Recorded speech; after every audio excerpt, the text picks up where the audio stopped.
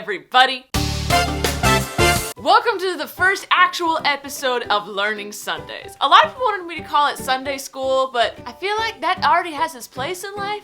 So I'm just going with Learning Sundays. So I asked you guys on Twitter what you wanted to learn about today. You chose sex education. I should have known that. I thought you guys were gonna pick the hiccup one, but that was a close second, so that will be next week. This week is sex education. I did this to myself. You guys ready to learn together? Let's do this. So everyone has been taught the basics. Well, hopefully. Most people either have a P or a V. Some people are born with both. Those are called hermaphrodites. It's not a big deal. But everyone has a butt. That's just science. Everybody has a butt. You have a butt, I have a butt. Everyone's got a butt. It's where we poop out of. Some people like to stick things in their butt. That's okay. But don't ever let anyone stick anything in your butt if you don't want them to. Everyone's been told safe sex. That is like the number one thing that is always taught. Safe sex. If you are participating in a sexual activity with someone that you are not familiar with and don't know if they have a clean bill of health or not, best to use a condom or dental dam. If you don't know what dental dam is for when you are performing oral on a woman. It's like a condom rubber sheet. So you can perform the oral without getting any of her juices in your mouth. When you are performing oral on a man, a condom does the same thing. Condoms prevent pregnancy and sexually transmitted diseases. Good, glad they do that. Men complain that it decreases the sexual pleasure on their penis, doesn't feel as good, but you know what doesn't feel good? A disease. Or a baby jumping on your face after you got a girl pregnant. So best to wear the condom. Now these are all very normal things. Sex ed, everyone knows it. The anatomy, safety. Great, we've covered it. I've covered the basis of sex ed. But what they don't really ever talk about is the clit. Women have a clit. When you rub this, it feels good. Some people have a problem finding it. It's located above the hole. So you have the clit, the pee hole, the vagina, then the butthole. Yes, us women have a lot of things happening in the vagina region. It's okay to take a look down there, everybody. Get a mirror. If you can bend that way, just get under see what's going down. There are also things called lips. They're the things that it's like the outside and then the lips and then the holes and all the buttons inside the lips. Some women have really short lips. Some women have really long lips. Also something I feel like is never discussed. Women are constantly leaking out of their vaginas. It's called discharge and it's normal. Every woman has a different amount of discharge that comes out of it. Now, if this discharge ever turns a little white and chunky and kind of like cottage cheese, you have a yeast infection. This happens to a lot of women. And once you get one, it's more common to get another, which is why you should have good hygiene, constantly clean. If you are pleasuring yourself or having someone else pleasure you, make sure your hands have been washed, their hands have been washed. Everything should be washed. This prevents yeast infections. Also, inside the vagina is the G-spot. Men have G-spots in their buttholes. So, that's a thing. I don't know what else I'm covering. I'm just like going through every sexual question I might have had in my life. Yes. The different types of sexual activities. Well, you have the P and the V, which is just sex. I think everyone in the world just thinks that of sex. There's anal, where the P goes in the B. This is how gay men have sex, and sometimes how heterosexual couples have sex. It's just a way of having sex. Different hole. There is oral, which is mouth, private area. Then there's hand stuff, which is a hand job, which is just hand on penis. And then there's fingering, which is fingers on clit and in vagina. Oh, men have balls. They're there, they exist. They're attached at the base of the penis. It's like this sack thing, and then there's like these balls in it. Some men have big balls, some men have smaller balls. Some men like them played with, some don't. Women have boobs. People like to touch these boobs sometimes. I don't understand it, they're just lumps, but okay. And then women have periods. Well, most women, some don't. Periods make it so you can have a baby. That's all they're there for. Just once a month, blood just comes out of your vagina for like a week or so, usually less than a week, but once a month this happens. It brings along cramping and bloating, and it sucks. You either use a tampon or a pad. You can have sex while you're on your period. It just depends on if you or your partner are comfortable with that. It's not bad for you. You could still get pregnant because semen can live inside of your vagina for up to a week.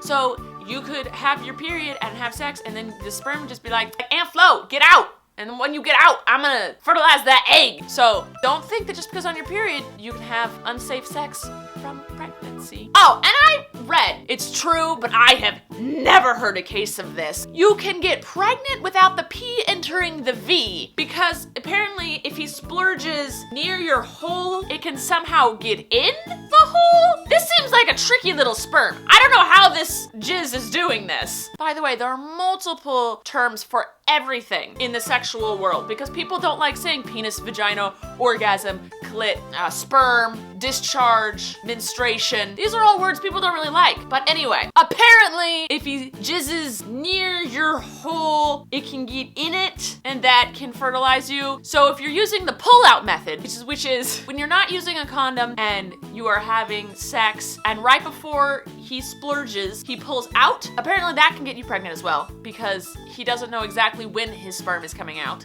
I read a statistic that 1 in 5 women get pregnant when they use the rhythm method, aka the pullout method. Oh, important fact, condoms expire. So make sure they're not expired or else it's pointless. Oh, masturbation, normal? That's it. Apparently it's good for your health, which I read. I don't know. It's a thing. I mean, don't let your parents catch you because that's awkward. Some people, I should talk about this. Some people like it hairy. Some people like it bald. It's a personal preference what you like. So if you want to shave it, wax it, pluck it, laser hair removal it, electrolysis it off, you can. Some guys keep a trimmed bush. Some let it fully grow. Some shave it off. Women, same thing. Some women shave their hair into a shape. It's all about preference, what you like. In the butthole region, there is hair. You can get rid of that too. You can keep or get rid of the hair in which you like. It's like the hair on top of your head. You do what you want with it. Pubic hair is thicker and curlier than the hair on the rest of your body, unless you have thick curly hair all over your body. I don't know you. But just know that it exists down there. On all people. It exists on all of the people. I'm sure there are people without. So most of the people have the hair. There you go.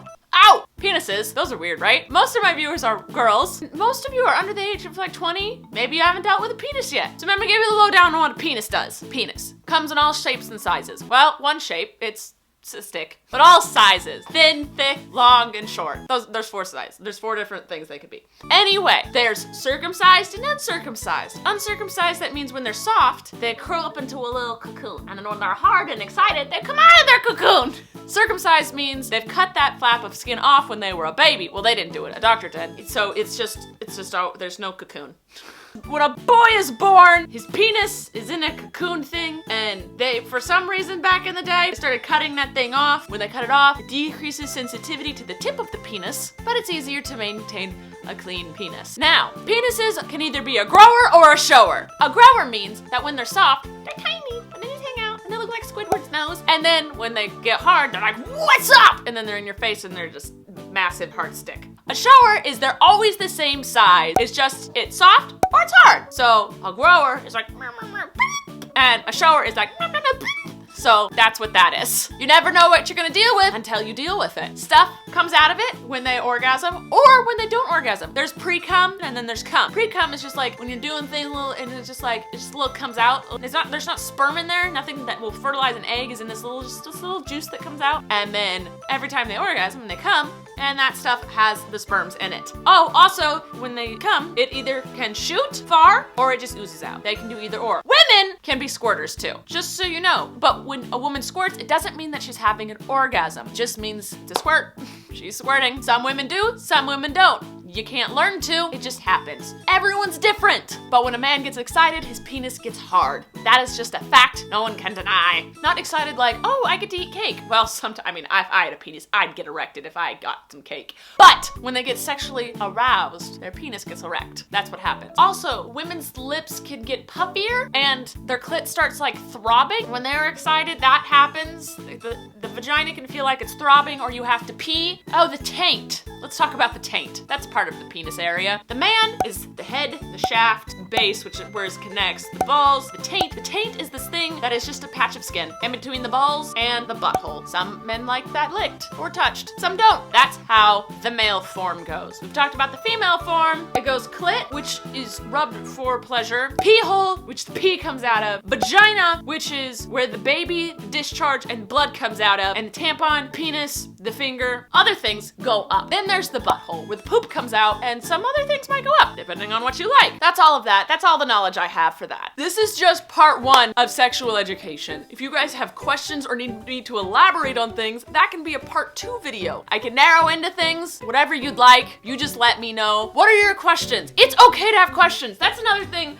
Before I end this video, I want you guys to know it's okay to have questions. You're just one human. Sex requires another, unless it's masturbation, then it's just you. Then you figure yourself out. Sex requires another person, another human being. You might have questions on how to deal with that human being. That's normal. You don't pop out of the womb and be like, hey, I know how to do things. You have to learn. So ask any question you want. If you don't ask me, you can ask a friend. You can ask the internet. Google's got everything, but be careful what you search. Google images can be a very in-your-face thing. That's it for this video. I hope I've taught you something. If I haven't, that means you've already learned it, which is cool. I love you guys. Please tell me on Twitter other things you want to learn. It doesn't have to be about sex. This was just one video, Learning Sundays.